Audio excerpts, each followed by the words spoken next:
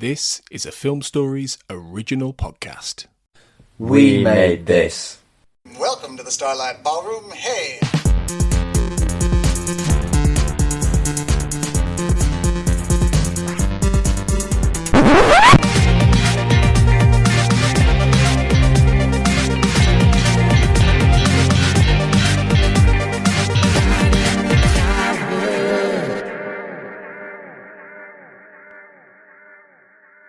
Hello and welcome to Shipwrecked and Comatose, the Red Dwarf podcast, right here on the We Made This podcast network.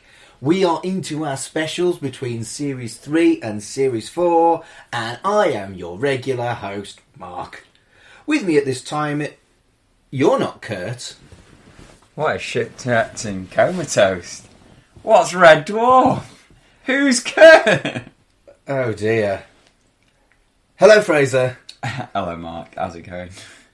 So this is our very special, right in the childhood, Shipwrecked and Comatose crossover. Whoa, whoa, whoa, whoa. Crossing the streams. They tell you not to do that in Ghostbusters.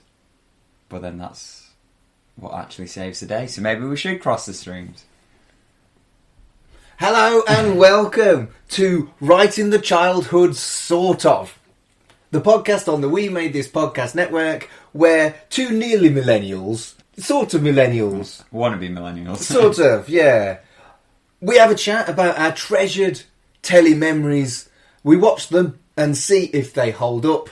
And we also have our friend with us to offer a different generation's perspective. Definitely. You've got the Gen X Millennial side sorted. I've got the Millennial Gen Z side sorted. Gen Z if you want to be American. Yep. And normally, it's kids' TV. But obviously we're looking at Red Dwarf because it's our special Shipwrecked and Comatose crossover. If you do like what you hear when it comes to the format, our show, Right in the Childhood, is fortnightly on the We Made This podcast network. We take it in turns.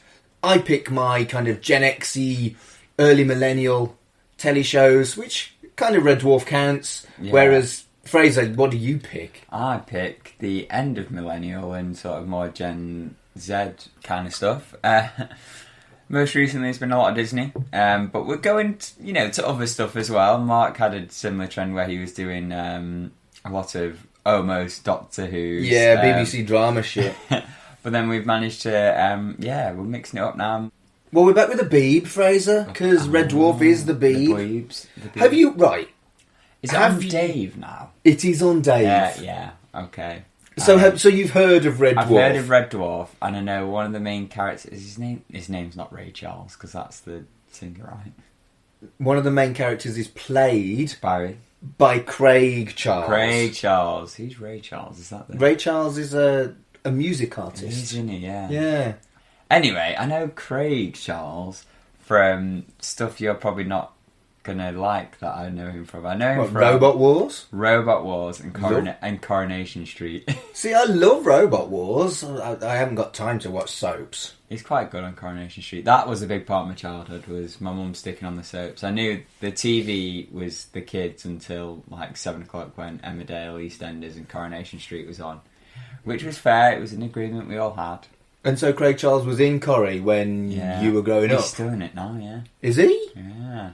Oh. I imagine so. I'll probably have to watch it again. But hey, now that I'm back in Manchester, I will be watching it. Yeah. The tradition continues. But yeah, he's I think he's like a taxi driver or something in there. But yeah, he was in that. But he was also the iconic voice of Robot Wars and sort of like the face of Robot Wars. But like when you hear the voice and stuff like that. And it was really weird when they brought Robot Wars back. It was like not having him. But you've never watched Red Dwarf? Nope. I hear it's got a lot of fandom though.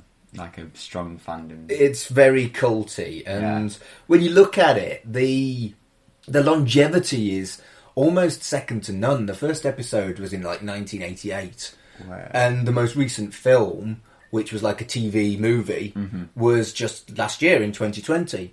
It's very similar to like Doctor Who in a way, isn't it? Like the way it's like you say, the longevity and stuff like that. And I think it's stuff as well that gets picked up upon.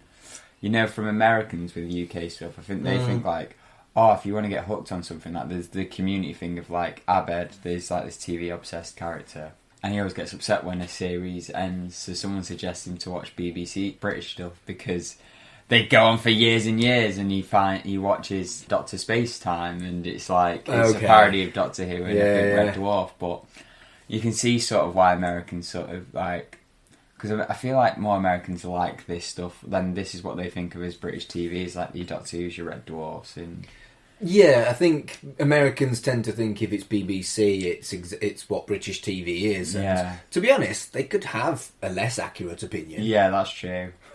But yeah. But it's interesting you compared it to Doctor Who, because like Doctor Who, it's had huge hiatuses, like a 10-year period between the BBC releases and the Dave stuff.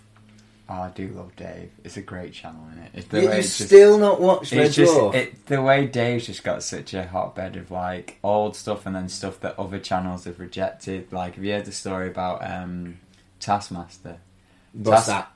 So it's this TV show, and basically Greg Davis leads it and stuff like that, and it's like there's I think 4 comedians, and basically each week Greg and I forget the second host, he's one of the other guys on Pointless, I think, or he's on something, but they basically set these comedians different tasks, but it's obviously so obscure or like it's way different. I think I might have seen it a few times. Yeah, so it was a big Dave show, but now it's on Channel 4, but Greg Davis went to Channel 4 first, and in the new trailers for the Channel 4 version, he reads out the rejection letter and goes, "Oh, is it not good enough for you now, Channel 4?" And now it's on there, so... Right.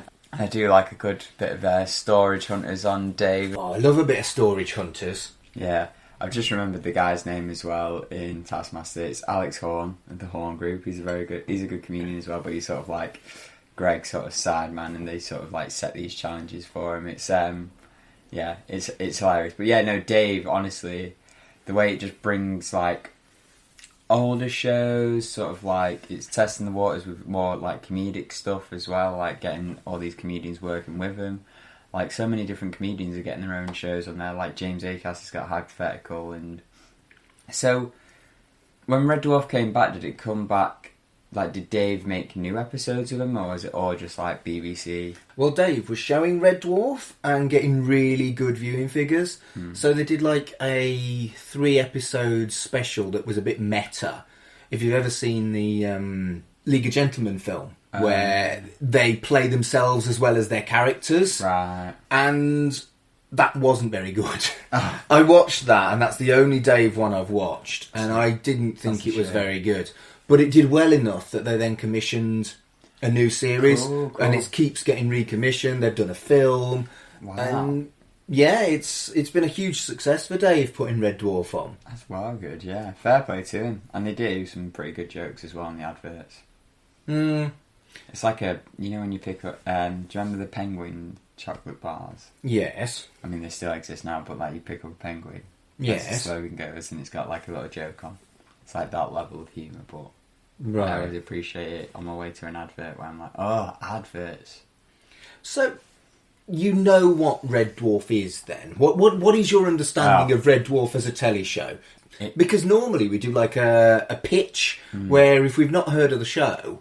we'll kind of guess what the show would be about. Do you think you can do that? I've heard of it, no clue what it is. Okay. I know it's not about a dwarf. Right, okay. Well, so... Is Red Dwarf like a reference to a planet? No. I don't know, they're like I know there's like a group of them or something, and they do space stuff. Wow. Space. Alright, what would your They've pitch got a be? ship, and it's wrecked, and it might be comatose. Shipwrecked and Comatose, by the way, is a quote from the theme tune. So it's got like a very... salad and thingy eggs. Yes, I suppose so. If you want to compare Red Dwarf to something awful like Fraser, yes. Hey. Oh, wait, you mean the TV show, not me. Okay, for you. No, you're Fraser, not Frasier. Frasier? But the theme tune, it goes... I want to lie shipwrecked and comatose, drinking fresh mango juice. So we got the name for the podcast from that. So on the show Red Dwarf, do they drink mango juice? No. So the theme song lies. It does. Oh, but they want to do that, but they can't because of all the missions they're on. Maybe. There we go. So you think they go on missions, do I you? don't know, yeah. Am I off? So, I mean, to try and define Red Dwarf is difficult because it does have a lot of changes in cast and what the focus is on, stuff like that. Does Craig Charles become Ray Charles? Craig Charles does not become Ray Charles, but Claire Grogan becomes Chloe Annette. Oh. They both play the same character. Ah. Which you will see in episode 1, but you won't see in the second episode of Chosen. So Claire Grogan... Wait, so they changed it mid-episode? No, Claire Grogan played Kachansky in the first few series, Right. and then Chloe Annett played her from series 7 onwards. Cool. So I was going to say, that is an interesting choice. They just changed someone halfway through an No, episode. no, it's not Attack of the 60-Foot Woman or anything like that where... Was it Attack of the 60-Foot Woman where they changed the actress halfway through? I didn't know any show had ever done that before. It was a film. But But anyway, there are films that have done that. That's very rude. So, to try and define Red Dwarf. Red Dwarf is a British science fiction sitcom. It is very much played for laughs, with questionable continuity. It definitely has questionable continuity. It focuses on a crew of 3 initially, and then 4 later on, where they are 6 million years after civilization. Whoa. And I'm not going to tell you how that happens, because that's what happens in episode 1. So 6 million years after civilization. So that's going to be 6,000,020. It's a bit later because they went into space as a mining ship, like maybe 100 years after that, I think. So that in this continuity, they didn't have the coronavirus. In this no, they probably didn't have coronavirus. No, maybe they did. Maybe that's they did. why they went on the jump ship. Maybe I would too. But it started with Lister, Rimmer, and the cat, and from series 3 onwards, Crichton joined the crew. Crichton being the mechanoid, the robot that you may have seen. There's a robot. Is it like a droid situation in Star Wars where they're one of the most lovable characters? It's slightly different to... Well, maybe it's not that different to a droid. But yes, Crichton is a firm fan favourite. Yes, I would imagine. You won't see Crichton in episode 1, but you will see it in... Well, I'm just going to tell you what I've chosen. I've chosen an episode called Gunman of the Apocalypse. Hooray. Which is from series 6, which is a favourite episode of mine.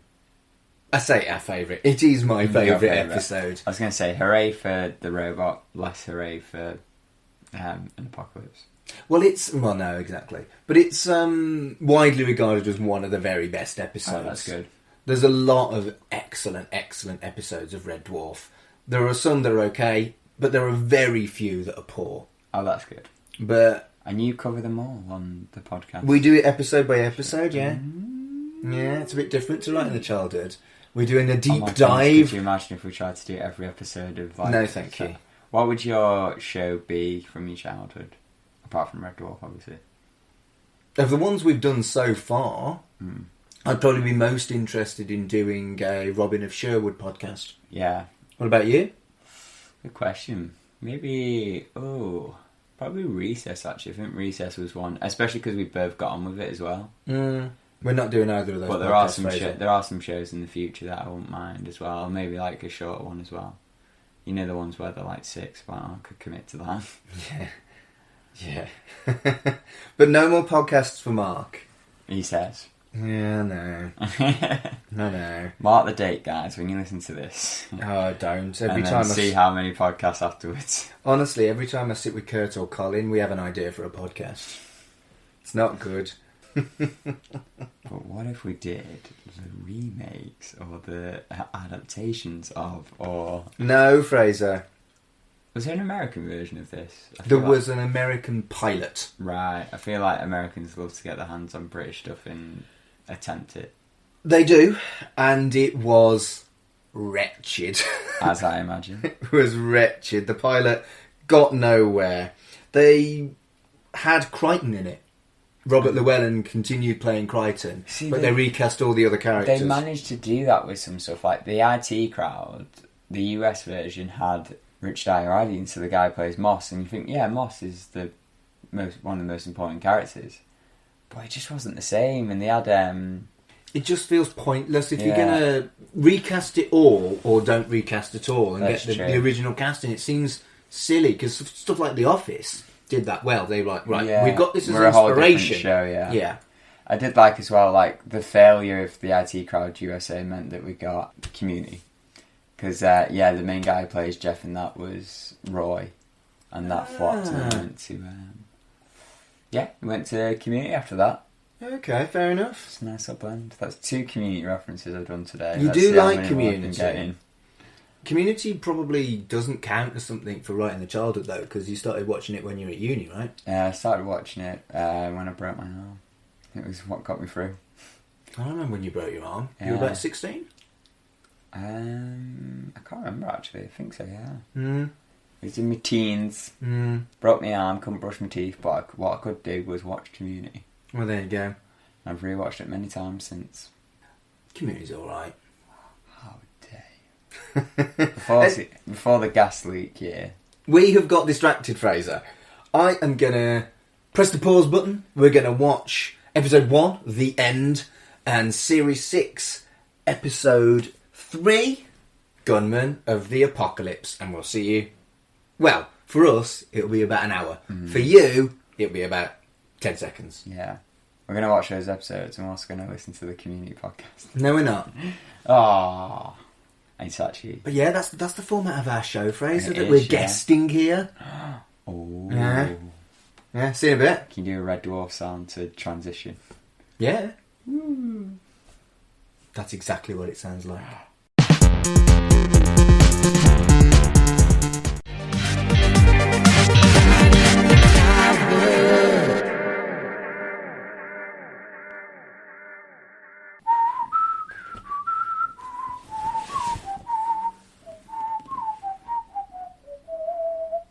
Mate. Oh, that's my favourite episode in all of Red Dwarf ever. So we have just watched Series 1, Episode 1, The End, and Series 6, Episode 3, Gunman of the Apocalypse. So, Fraser, what did you think? I absolutely adored this show. It was hilarious. It was so funny. And I'm so glad you introduced me into it. And I'm so glad I didn't watch any of this or listen to your podcast beforehand, because now I kind of want to do both, if that makes sense. I am so fucking pleased, because 9 times out of 10, you watch my stuff and... Very hesitant about it. Gently humour me. Yeah, I'll be honest, this has been the best of the batch, to be honest. This has been so good. And it's one of them where it's like, yeah, it's that Doctor Who sort of like audience or vibe or whatever. But this would be perfect for kids. There's nothing that's like... The humour is so...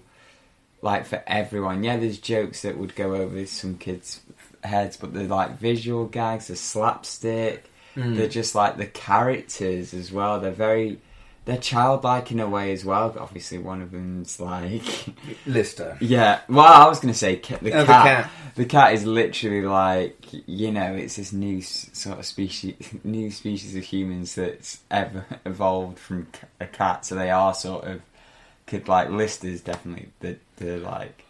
That one, again, sort of Peter Pan, it's like you never sort of grow up, you just sort of like, oh, I've got this job, I'm fine, I'm having fun, I've got plans for Fiji. He seemed like a very, like, almost like student or someone who'd just come out of college and just signed up for this, and it's like, oh, I'm getting a wage, it's fine, but I've got this idea of this great line. So basically, you identified as Lister. Is yeah, that what you're getting at? Yeah, it's Craig Charles. I had a feeling I was going to like his character just because I recognised him. Mm-hmm. But then it did help that his character was one of the most hilarious ones in it. Oh, this is like a massive relief. It hurt when you weren't fond of the tripods. Yeah. But I do feel like, considering that this came out, the first episode that we watched, The End, came out about 4 years after the tripods. Yeah. I think it was just something about it as well. I think it's like, I'm always more into like sitcoms or comedies. And I think that's what helped it more, if that's what makes sense. Like, with the difficulty with like the tripods or anything a bit too serious. Right. You just sort of see like but like when the dated technology comes out on like film and TV, a bit like but with this it's like it was humorous because it's all supposed to be funny anyway. Yeah. And like humour is almost timeless.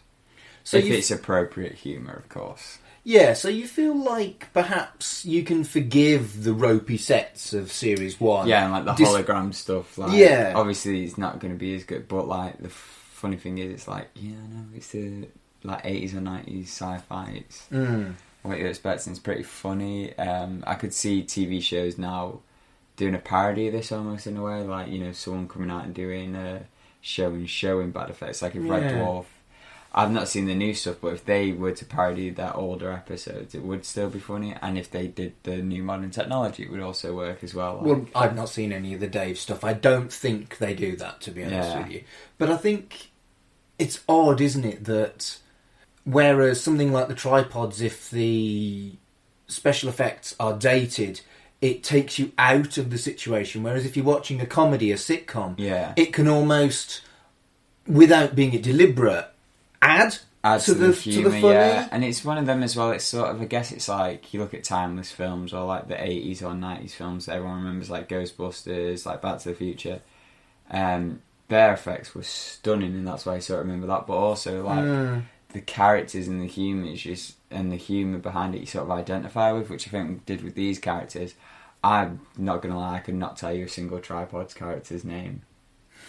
I know. But like these Lister. Was he just called the Cat, or did he get a name? He's just called the Cat. He doesn't have a name. The Cat. But yeah, like you remember them, and it was a good group. To be fair, I really enjoyed it. And like obviously in season 2 they introduced the fourth cast member. Was it later on? Crichton was introduced in Series 2 for one episode, but he became a main cast member from Series 3. Right. So like even the introduction of him, it was like, okay, this is cool, and he was a fun addition to that as well. And they've all bring something interesting to the play, and it was obviously it starts with with the two main characters, and you sort of like, okay, they're the most that are like us, but then one becomes a hologram, and you're like, oh, okay, yeah, so.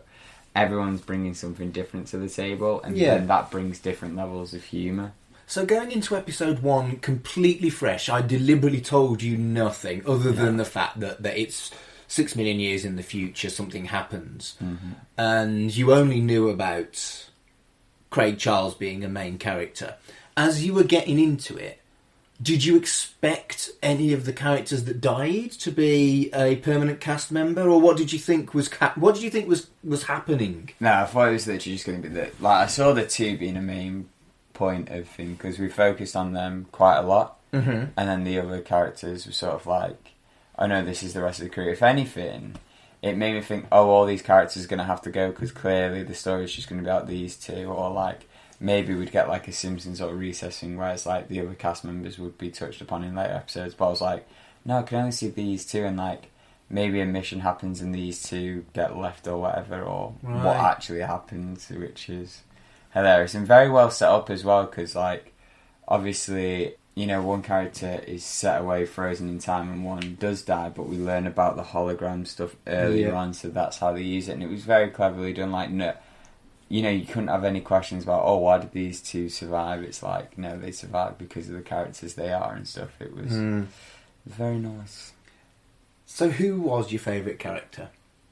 Oh, it was Lister. I thought it would be. I felt like his sass and his attitude and his refusal to grow up was very you. Literally, as soon as like he opened his mouth in the first episode, I was like, yeah, this is a winner for me.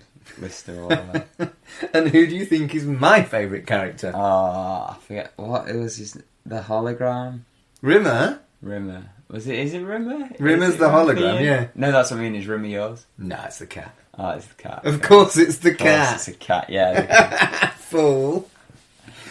I think the episodes we've seen, Rimmer in particular here is cowardly and quite unredeemable. Perfect though. But as he goes along, you get to see things that happened to him that made him that way, and he does become a very, very sympathetic character in a lot of ways. And the first episode, he definitely doesn't. Yeah.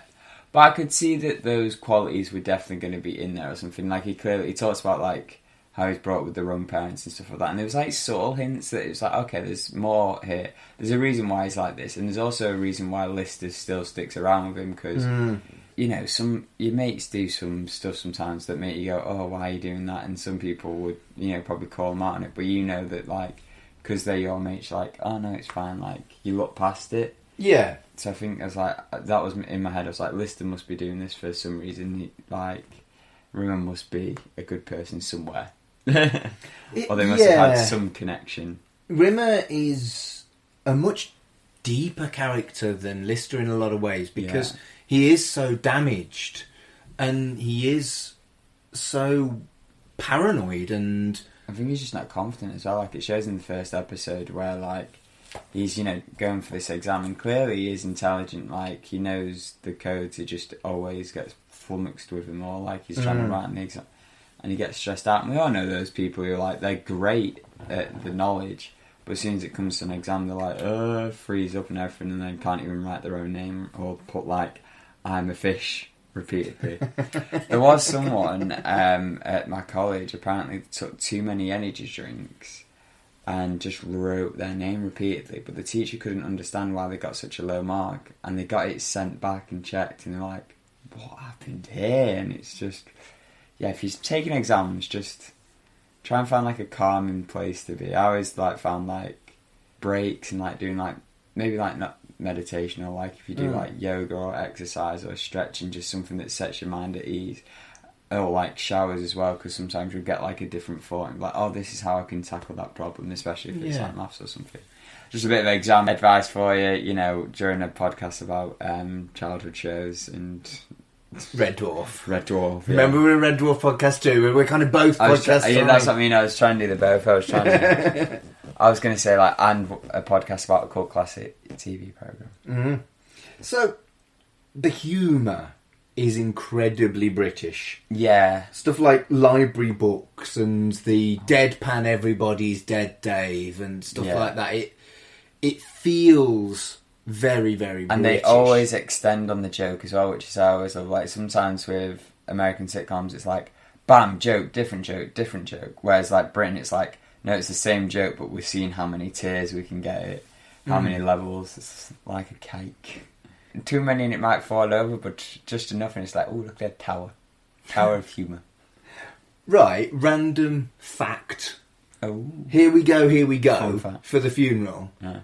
That wasn't what was originally broadcast. They originally played See You Later Alligator, but the Netflix version doesn't have the rights for that, so they had to change it. Oh, I've seen this happen with, I've been rewatching Scrubs, and they mentioned it on the Scrubs Rewatch podcast, that a lot of, like, difference between TV and streaming, like the different rights and stuff like that. That's well interesting. Which do you think works better for the gag?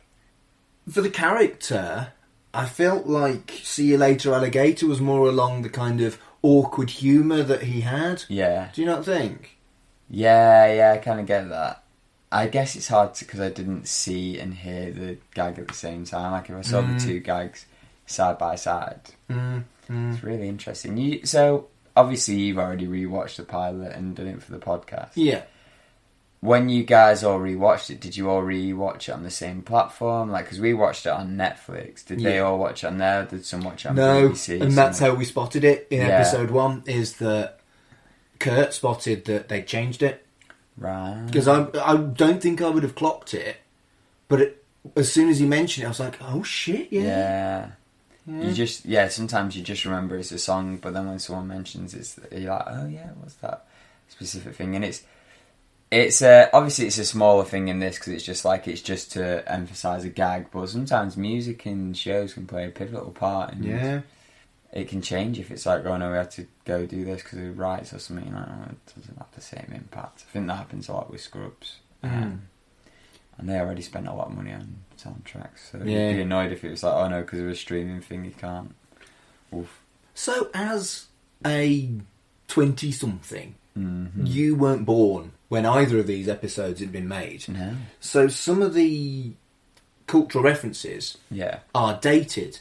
And I guess it's one of the hardest things with sci-fi, to be able to predict what will be super, super dated. Yeah. But no one processes photos anymore. No, that's true. And modems, do you remember them? No. It was funny though. You don't remember modems, you're so young. It was funny because when he said, like, a photo of a cat, I was like, oh yeah, he took a selfie or something with it, or like he posted it on Instagram. Like, I imagine that would have been like, if it was made now, it's like, this is your cat, this is you and your cat on Instagram, or whatever. But again, it was one of them, like, because they start in the past and then they go to the future, time becomes irrelevant then. They're already, dated when they go into their future, and the audience are dated, like, no matter what time, unless you're watching this in 6 million years. If you listen to this podcast in 6 million years, Google us and see. Google in 6 million years. I probably won't, if whatever replaces Google. I feel like Google will stand. Google will probably own the world. Yeah, there'll be a fight between Google and Disney. Disney might win, actually. Oh dear. No, I told you about my prediction for like a war, an Amazon and Disney war. And they have so there's a battleground. This is very off topic, but hey, if the Red Dwarf writers want to use this for a storyline, it'd be fine. Yeah, because the Red Dwarf writers definitely listen to this podcast. Hey, how happy would you be though if they did? I'd be very pleased. It'd be well good. But anyway, to digress from the digression, one side is like the Disney army, the other side is the Amazon army. You know, when we're not fighting about countries anymore or religion, we're fighting about companies. Very Black Mirror episode. So dark, but But like the one side will go, ho, and like get ready to charge with Mickey, and then the other side will go, Alexa, play war music. Did you just? You just activated my Alexa. Alexa, stop. I think enough of that song was muted. The song was muted enough that can be kept in, right? Oh, that's hilarious. That's not funny. Switch her off. I've switched Alexa off. And, oh no, but now Alexa will know about my predictions for the future, and she'll report to head office and be like, they're on to us. Right, you're in trouble, mate. Oh no. You're in trouble. And I've said it on a podcast as well. Oh no. You're in trouble, mate. If you don't see me on the next episode, if I'm replaced by welcome to Right in the Childhood with your guests, Mark and Alexa. My Alexa. So Alexa, what do you have from your childhood? Well, I can recommend the Amazon series, Jack Ryan. Fuck me. Anyway. What, Mr. Robot? Anyway, it's on. Anyway. Actors, did you recognise any of the actors playing some of the parts? Some, but I don't know what from. Do you not spot who Peterson is? No. Mr. Weasley.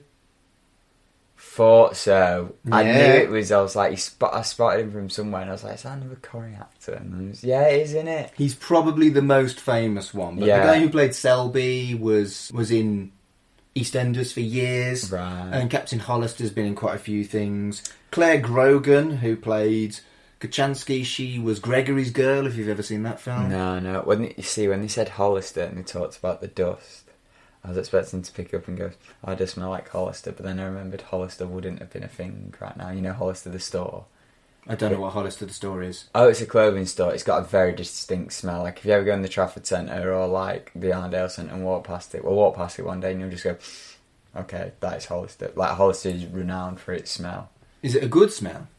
Some say yeah, some don't like it. Some, I think, because of, like, it becomes that popular that people like. It's like Nando's. Like, people go, oh, I love Nando's. Or some people go, oh, I hate it, it's overrated. Do you know what? You live in a different bloody world to me. No, I'm sure millennials and Gen Z will know exactly but I'm neither of those things. But the podcast, they're listening. Okay, they know. Okay. Let us know what you think about the Hollister smell. You don't have to be millennial or Gen Z, even if you're Gen X as well. If you're a boomer as well, and that'd be impressive. Boomers listening to podcasts? Surely not. No, they just play it on the radio.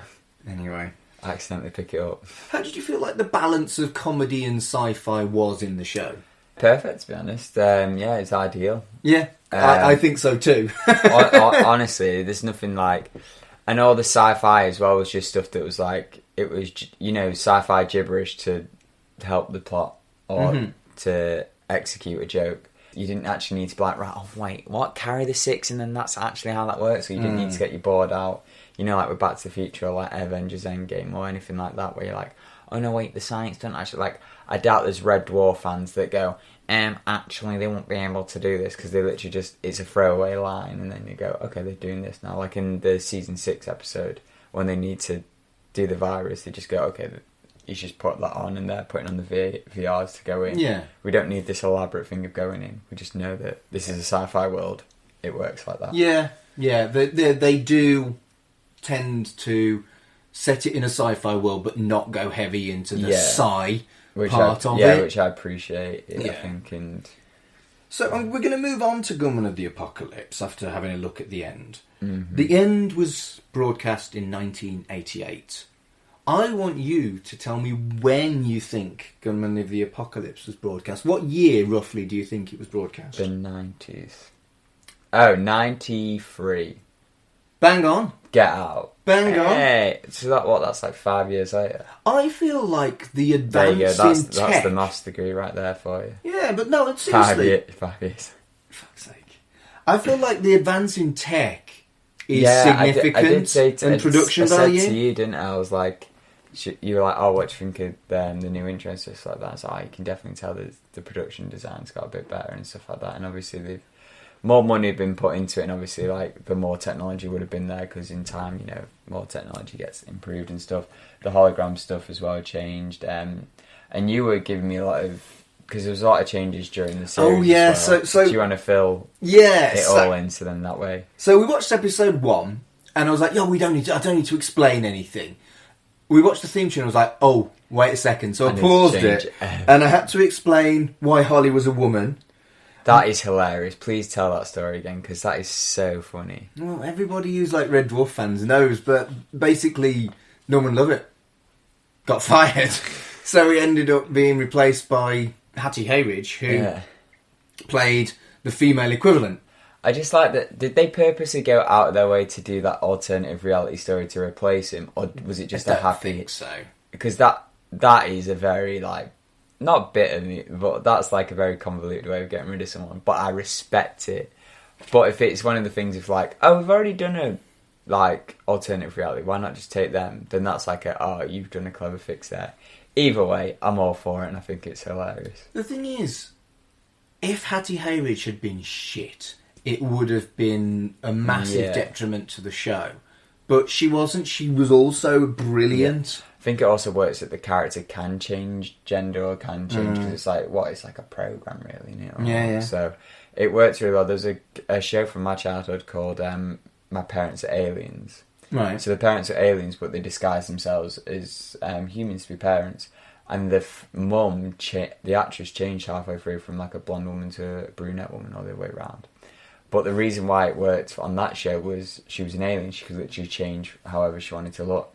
Yeah. So it's like, it's one of those natural things where it's just like, like we talked about with Round, other shows we've looked at. Round the Twist we looked at. Round the Twist, and they've had to change. And Fresh Prince of Bel-Air as well. Yeah. So I also explained the hard light drive, and Crichton's a new character. Yeah. And finally, just the minor thing. Oh, they've lost Red Dwarf. Yeah. I said to you... That was the important thing. Yeah, I said to you, nothing has changed. Then I realised, actually, quite a lot has changed. And the most important... The titular ship. Yeah, there's more ongoing plot in Red Dwarf than I think there is. Yeah. Do you find that when you're watching this show in a rewatch situation? Because when we've rewatched stuff, haven't we, from... Obviously, we've rewatched stuff for this podcast, but then, like, we'll revisit stuff as well. So, like, you did it with Tripods. After watching a few episodes with me, you went and watched it by yourself, the rest of it. And I did the same with Recess. And do you find that when you're doing Shipwrecked and Comatose, that you're like, oh my goodness, you're noticing all these things, like, that's from that episode, that's continuing on, or... Yes, to some extent, yes. But also, I've just realised how deep Red Dwarf is. As a kid, when I watched it, it was just that programme that it was a bit naughty that I was watching it Yeah. because it was for adults. It was funny, it was edgy, and it was sci-fi, and it was cool.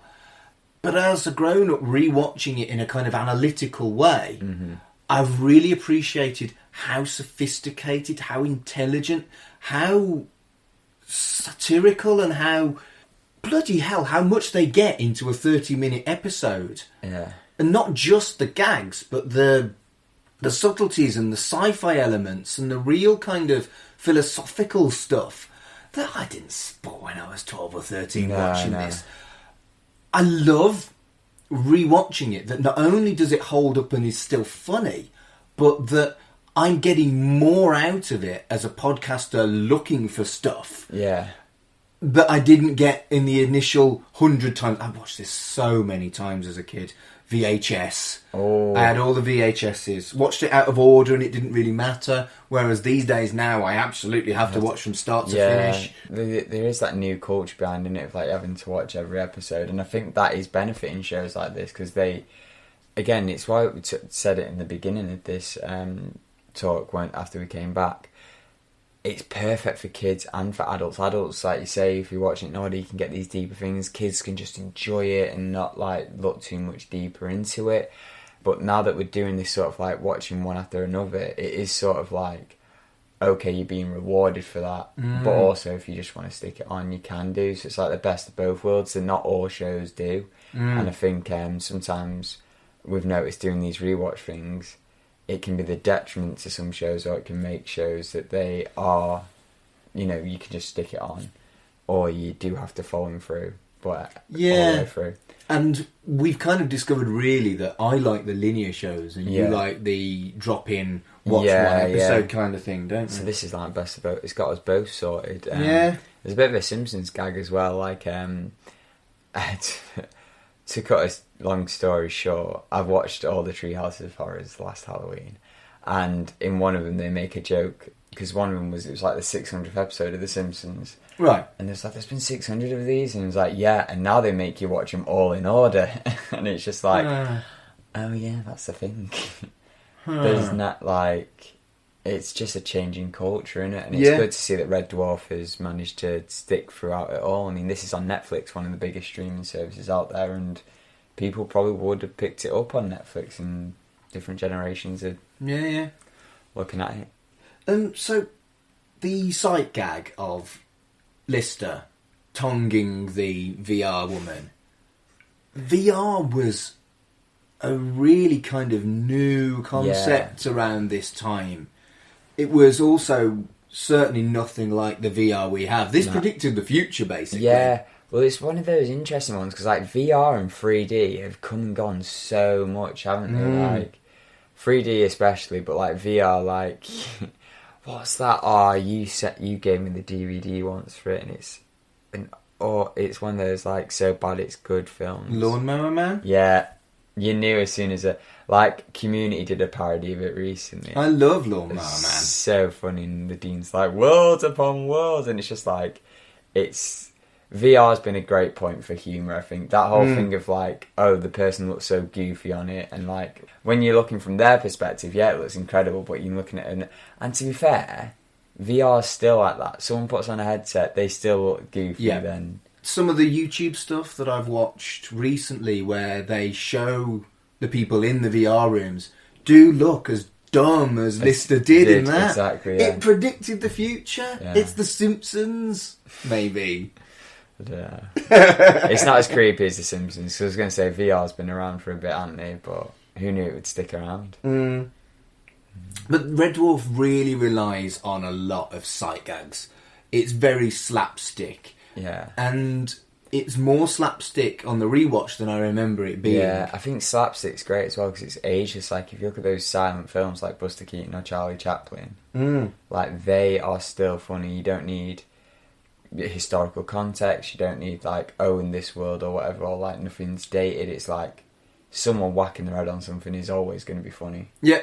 Do you know what I mean? The pitchfork gag, that's always going to be funny no matter what you do, even if you do it in space and it's with a space pitchfork. Space fork. Yeah, space like it's never not going to be funny, is it? So no. Always a bit of slapstick. Yeah. Or space stick. Space Slap stick. space. Slap space. That doesn't make any sense. Pick your favourite. Slap space or space slap. No. Space stick. Give up, Fraser. Space stick or slap. Yeah, they're your two options. I want to explain something to you. The joke that you didn't get. Oh, yes. So when Crichton was recalling Rimmer and he says, I've got a name, Smee, that goes back to a specific joke where Lister was trying to teach Crichton to be rude to Rimmer. And he was trying to get him to say Smeghead. Rimmer is a Smeghead. That's funny. But Crichton was like, Rimmer is a Smee, and he couldn't say Smeghead. That is a very funny joke that he always calls him a Smeghead. Like, again, it goes to that sort of like friendship where like they're sort of insulting each other, but you know, there's something deeper there. Yeah, so I wanted to explain that to you because I didn't think there would be any problems with having to explain stuff to you. But yeah, even an ongoing gag, as well as the changes in the characters and the changes in the show, what had happened, I'm like, I'll explain that to you in a bit. It's funny as well, isn't it? Because like at this point, you got whereabouts are you guys in your podcast and rewatching? Is it like this episode is airing between series 3 and series 4? Wow, so this was a jump to like season 6. Yes, so we'll be you're looking gonna be able to watch this again soon. Yeah. Well, we'll be doing Gunman of the Apocalypse as a full episode a bit later on, where we'll go through it in detail. Oh, wow. But we so you've got the jump start there on there. This is a little bit of a jump start. I picked Gunman of the Apocalypse because it's my favourite episode. Simply put. And so I see why it was very funny. Yeah, and I always liked how it took these characters that I was now very familiar with and dropped them into a weird and different scenario. I know, right, this is the fourth mention, but it's very reminiscent of like Community. They've got the background of like, oh yeah, they're in a space wing, yeah, they're in a community college, but then it's like, okay, they're doing a virtual reality thing here. Like, Community did it virtual reality with like a KFC episode. It's like, I imagine there's different ones as well, like the it's very Star Trek, isn't it? The paintball episodes, and it's like we've got this background, but we're using that background to tell interesting stories. Yeah, and I think and Star Trek did it before Red Dwarf. Let's be honest, the hologrammatical stuff. Yeah. And but this was more fun than Star Trek.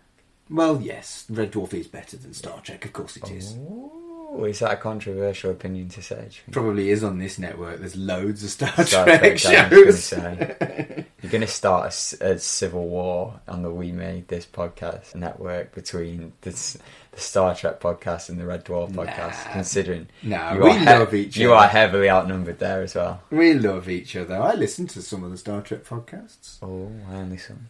No, I'm joking. Because some of them don't cover the kind of Star Trek I like. Yeah, there's a lot of Star Trek in there. I'm not sure. I was going to say you'd like the Lower Decks cartoon, but it does rely a lot on like past Star Trek knowledge, in gags, in jokes. Yeah. So no, you probably wouldn't. I don't think it looked quite funny, to be fair, and it reminded me a lot of that Orville that Seth MacFarlane made. Yeah, I enjoyed Lower Decks. I have a feeling Seth MacFarlane really wanted to make a Star Trek show. He made the show, and he went fine, I'll put my own sticker on it. I'll do my own show with blackjack and hookers. In fact, forget the show. That's sort of Futurama reference for you there if you didn't I did get it. Oh, I'm glad. I knew you would. Every time we watch one of my shows, go, that's Bender again. Yeah, that's true. Leela. It's true. So I'm not going to do a deep dive into Gunman of the Apocalypse unless there's anything else you wanted to talk about in that particular episode. No. And it's one of them as well. We can't exactly ask, if this was to be remade, would you want it? It's still going. It's still going, mate. Mm. How mad's that? It's gone for generations. So, Fraser, normally, at this point, I would ask you... where this fits on the top 5. Yeah. I don't think we're going to add Red Dwarf to the top 5. I know. But in theory... It would have been number 1. Really? It would have gone straight to number 1? Wait, what was my past number 1? No, it would have been number 1. This would have gone straight to number 1? Yeah. Good grief. This kind of splinter episode, and it's the favourite thing that I've shown you. That's mad. Exactly. So the next question is, are you going to carry on watching? It's on Netflix, isn't it? So Well, all the BBC stuff is on Netflix up Yeah. to series 8, where it then moved on to Dave with the Back to Reality special that I was talking about. So you've still got a good what's 6 times 6 plus 36. 2 times 8 so there's 36 plus 16. Yeah, That many. 52. There's 52 episodes on Netflix. So glad it's Master University. Bit awkward if I got it wrong then. You can watch it. I think I might do, Oh, who knows? I might get BritBox. Said no one ever. Wow, that was catty. I'm throwing that out there. No, yeah, probably will. Or like, obviously, there's like BBC iPlayer as well, and then there's Dave. I think have UK TV Gold as well. So I'd I might happily find sit a and way. watch Red Dwarf till the cows come home. We can watch it together if you want. What, you'd watch it on top of your podcast as well? Yeah. Love that. Absolutely. See, that just shows how much love we've got for it. I was going to say, with a rewatch podcast, have you, like, obviously, clearly with this one you haven't, have you not found that, like, there's parts of the show that you're like, ooh, or... You mean, have we found 80s ick? Well, a bit of that, but also, like, you're almost forced to watch it all. So is there any part of you that's, like, regretting it, or, like, regretting seeing it in a different way? Or... There is some 80s ick, which could have been worse, but still isn't ideal. Yeah. There's a little bit of animal cruelty in one of the episodes, for example. And, Not to the cat. no, it's live fish that are taken out of water for a joke. That's pretty icky. And there's some questionable gags that are quite misogynistic now. But I do feel like it doesn't go to the point where it's unwatchable, like some of the stuff that I've watched in the B-movie podcast that I do, Super Tat Film Club. And, yes, that does affect my enjoyment. But what I will say is that I've just found that this is incredibly crafted British humour that I was just expecting laughs from my childhood, whereas with a critical eye there are some problematic moments, but there's so much more to Red Dwarf than I ever realised that there was. I think it just helps that it's an incredible show, really, doesn't it? Like, especially if you're rewatching it all as well, you kind of want that, and it's a good one to rewatch. So thank you very much for tuning in to this special edition. Thanks for having me on Shipwrecked and Comatose, in a way. Yeah, well, it's been right in the childhood, and it's been Shipwrecked and Comatose. If you are The childhood has been shipwrecked and comatose. The what now is what now? Shipwrecked and comatose in the childhood. That makes no sense. Right in the shipwrecked and comatose. Right in the Shipwrecked and Comatose. The childhood has been sent right in the shipwrecked. Give up, Fraser. There's a title there. But if you have enjoyed the format of Right in the Childhood, where two idiots with Peter Pan complexes take one of their treasured TV memories from two different generations, and one is having another look at something they loved, whereas the other one is looking at something that they've never bloody even heard of most of the time. And I love our little podcast. It's very nice, I love it too. It's like a little bit... I'm glad we could do the crossover with Shipwrecked and Comatose. Yeah. But if you've enjoyed the format, and you've enjoyed us as a couple, pairing... A duo. We're not a couple. A dynamic duo. Yeah, oh dear. Oh, that's like Batman and Robin. You're too old to be Robin. You could be Batman. Oh no, not in the 60s one, surely he was way old. Well, maybe. Batman and Robin. Batman. Anyway, Batman. Whatever our fucking dynamic is, if you've enjoyed it could be worse. It could be what the ones from SpongeBob. What? SpongeBob had his own versions of Batman and Robin, Barnacle Boy. I mean, No. what did you call it? Doc Brown and Doc Martin Brown and Martin McFly. McFly, that's the one. Anyway, if you've enjoyed that, we take it in turns. Sometimes we watch my stuff, sometimes we watch his stuff, and sometimes we get We're going to be watching other stuff. Yeah. And sometimes we get hit right in the childhood. Yeah. So sometimes we get shipwrecked and comatose right in the childhood. Oh, if you've got a title suggestion for the mixture, we're never going to look at Red Dwarf again. I like mixture names there. We don't need a title. Yeah, but it's like Brangelina. Even though it ended, the name is still nice. What? Brangelina? What is that? Brad Pitt and Angelina Jolie? Yeah. See, I did a good guess. There you go. Maybe I've heard it before. Anyway, we don't need a name. We finished it now. Go away, Fraser. I'm gonna go on the Red Dwarf over here. Oh no, wait, it's flown off again. Starbug. We've lost it. Dun, dun, dun. So yeah, thank you for listening to Shipwrecked and Comatose, featuring Fraser. I'm right in the childhood. And he's right in the childhood. And until next time... Oh, is that the send-off? Cool. Can I have a go? How does it go? Go on, have a go. You do it again. What the fuck was that? It was an attempt.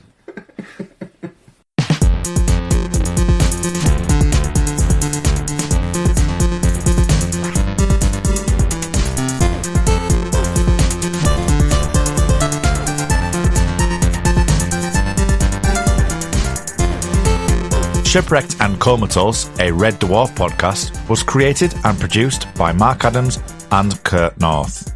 You can find us on Twitter at Red Dwarf Pod, and we are part of the We Made This Podcast network, which can be found online at wemadeThisPod.com or on Twitter at WeMadeThisPod.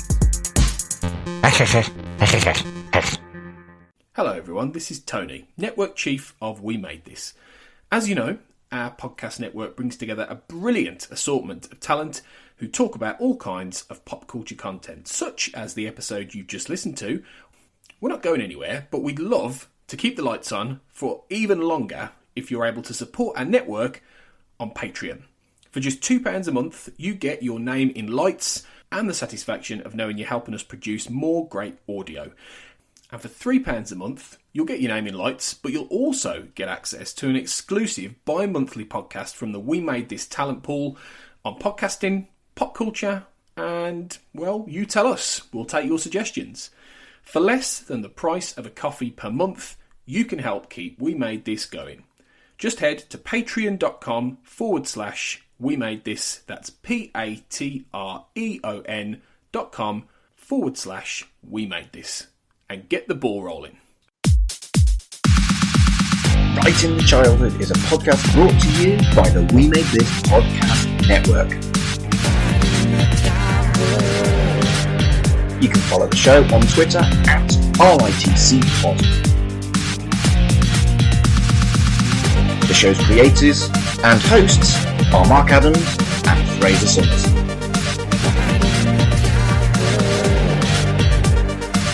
Follow us on Twitter at MarkAdamsHC and at SpiderPanTweets.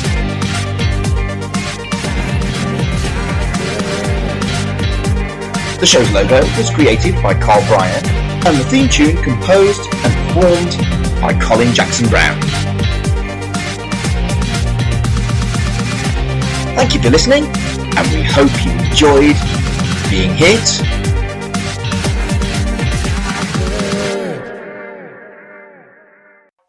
Elsewhere on We Made This. Right in the childhood. at the moment. Number 1 is Gummy Bears. Number 2 is Robin of Sherwood. Number 3 is Dark Season. And number 4 is The Tripods. Where are we putting Cyber City? This is going straight to the top, popping right to the top. Oh. I was all about this, yeah. My goodness. I was digging this. I feel like my top 5 for your stuff has been like everything's getting better and better. But yeah, I was digging it.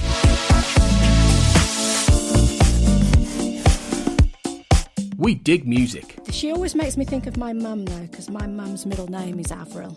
Right, okay, I thought you meant because your mum was a skater boy? Because she was a skater boy, yeah. or your dad was. Actually, my dad was. My dad, There you in go. his youth, used to play roller hockey. I don't think that's quite the same as being a skateboarder. He was a skater boy. He had Fair roller enough. boots. Don't diss roller boots. Roller boots are f***ing rubbish. I fucking tripped over a roller skate earlier, so roller skates can Roller boots are coming back in a big way, man. I've seen loads of people doing f***ing skating. That is like that. That is true, actually. You've seen I always wanted some and I never got a pair. you could get some now. Yeah. Could have had some for your 50th birthday. That wouldn't have been a midlife crisis, would it? I'll probably kill myself by I'm 51. Yeah, don't do that. We've got a load more episodes planned.